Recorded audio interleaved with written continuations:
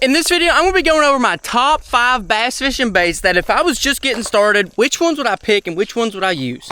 Because there are thousands of fishing baits out there, and I ain't even gonna lie, most of their goals are just to take your money, okay? So, just pointing that out there early. Every fishing company's goal is to take your money. But it don't need to be that complicated. You don't need 1,000 options. You just need a few good ones. And just recently, I've actually put together a bass fishing kit with all the things that I would go for if I was beginning. So I am gonna be pulling them out of this. Starting with number 5, which one would I choose? All right, let's open this thing up. First one I would choose, or number 5, is actually gonna be a square bill crankbait. It's a super simple lure. Basically, you tie it on, you throw it out and reel it in. That's what I really like about a lot of these baits in the box. They're really simple. You throw them out, you reel it back, and it does its own wobble. It dives down in the water.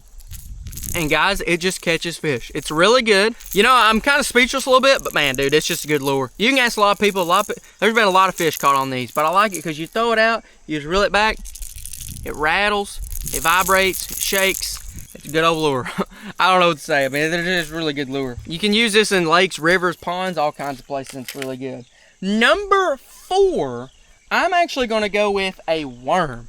And in the box, we have 4-inch watermelon Cinco style lures. And this is a little bit more complicated, slightly more complicated because you gotta have hooks to go along with it.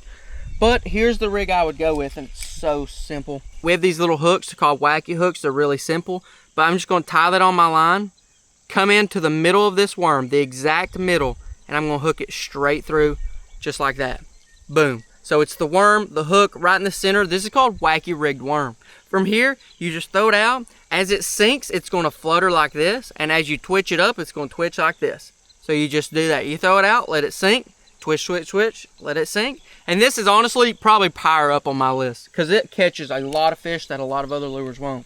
But coming into number 3, it's gonna be pretty similar. But coming into number 3, it's gonna be pretty similar to the crankbait, but it's different. It is the spinnerbait. Now the spinnerbait, if you've heard a little bit about bass fishing, you've probably definitely heard people talk about the spinnerbait. It's been around a long time, it catches a lot of fish, and one really awesome thing about it is that it's pretty much weedless. In bass fishing and fishing in general, we call weedless things that usually don't get snagged on things. A lot of times it can be grass, but also logs, okay? And the reason is because the hook is actually a single hook design, and it's kind of protected by the frame of the spinnerbait, this clothespin looking thing. It has this blade that spins as you come through the water and flashes and makes vibration. And just overall, as this thing moves kind of fast through the water, it just looks like a little fish. Bass are pretty curious. They just come up and eat it. And you don't get it stuck that often. And the slower you reel it, the deeper it'll go. So you can fish shallow or deep water with this thing. All right, now this is a tough one. Number 2 and number 1. I like them both a lot, and we catch a lot of fish on them too. But I'm gonna go with number 2. Check this out, guys. It's a bait that's been around for so long. It's a curly tail grub and a simple jig head. And in this fish kit, you can see we've got a bunch of different colors on both the plastics and the jig heads.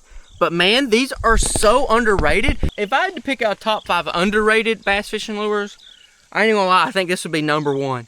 Because how much do you hear, just hear me out on this, especially for y'all who do fish a lot, how much do you hear about a curly tail grub versus how much do you hear about a swim bait? We hear about swim baits all the time. But this is the same exact thing, it just costs a whole lot cheaper. But anyways, I'll go ahead and rig it up. You do gotta have a little bit of skill and experience, not much, because you do gotta rig this up. But once you rig it up, boom. Look at that lure. You tie it on here, you throw it out, you just reel it back as slow or as fast as you want, and that thing's just gonna kick. It's really subtle. The difference between, say, this and the crankbait's loud and proud, baby.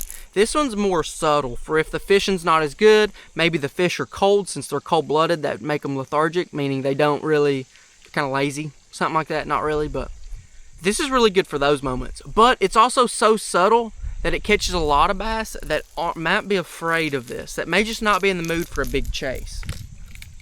That's why, honestly, this is really close to my number 1.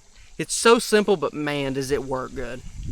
And then number 1 on my list is actually not even in my box, and that's because it's tied on my fishing pole right now. This is just me personally.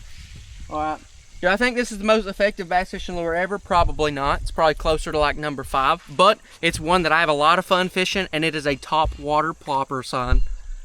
Man, is this fun to use.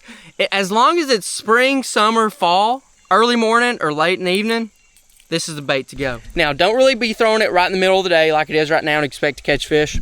It's not the time when bass eat top water. They just don't really do that. They're usually a little bit deeper when the sun comes up. Did I just get landed on by a mayfly? All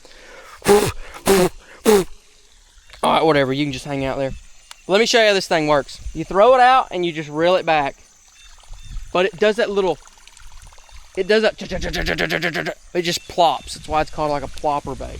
But dude, what I like about this, first of all, the bass really like to eat it. It's very attractive for them. But 2, man, it's fun to use. And it's fun to throw, it's fun to use, it's fun to catch fish on. And another thing, since it floats, since it's a top water lure, you're not really going to get it hung up unless you throw it directly into something. Because say with the spinnerbait, you can throw it over a big rock pile, and if it sinks down into the rocks, you can get hung up. This one's nice because it floats, it can't sink. But that lure is also included in the bass fishing kit. I made this kit for y'all who are just getting started in bass fishing and wanted to get something simple all in the same place. And what's really cool about this one is we have a QR code up here. That QR code is actually a free course talking in depth on how to fish every single lure in the box. So if an all-in-one fishing kit is something you're interested in, I will put the link down in the description, and we even put in a little Jesus so that he's always fishing with you. I'm really excited about this thing, but if you don't want to buy the kit, you can always go to Walmart. If you want to watch some more bass fishing videos, click right over here. Or if you're just learning how to cast a bait caster or a spinning reel, click right over here.